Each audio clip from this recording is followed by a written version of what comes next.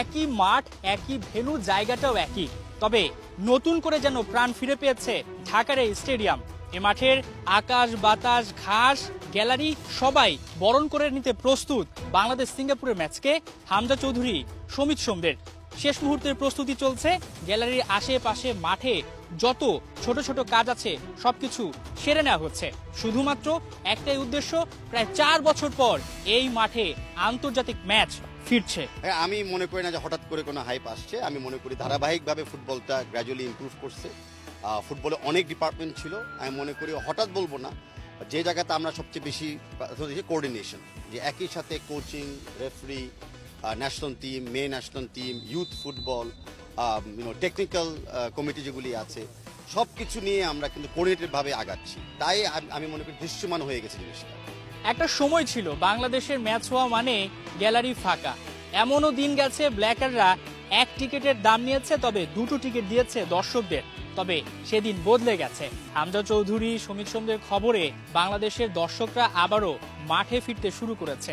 18,000 ধারণ ক্ষমতার স্টেডিয়াম, তবে টিকিটের চাহিদা আকাশচুম্বী। এরই মধ্যে বাফুফে যাদের টিকিট বিক্রির দায়িত্ব দিয়েছে তাদের সাইটে দুইবার সাইবার অ্যাটাক হয়েছে। বাফুফের সভাপতির আশ্বাস, আজ রাতের মধ্যে আবারও কিছু সংখ্যক টিকিট বিক্রি শুরু হবে। 10 তারিখের আগে এখনো সময় আছে, তাই আমরা ইচ্ছা করে একটু সময় নিয়ে আমরা টিকিটগুলো ছেড়েছি। বাংলাদেশ ফুটবল ফেডারেশন থেকে আমরা সবসময় চেষ্টা করি নতুন কিছু করার জন্য, ইনোভেটিভ কিছু করার জন্য। তো প্রথমবার কিছু করতে গেলে, ইনোভেটিভ হতে হলে একটু ভুল ত্রুটি হতে পারে, যেটা আমি স্বীকার করে নিয়েছি। কিন্তু ইস্যুটা না যে সমস্যা হচ্ছে, ইস্যুটা হলো আমরা কত দ্রুত সমস্যাটাকে সমাধান করতে পারছি।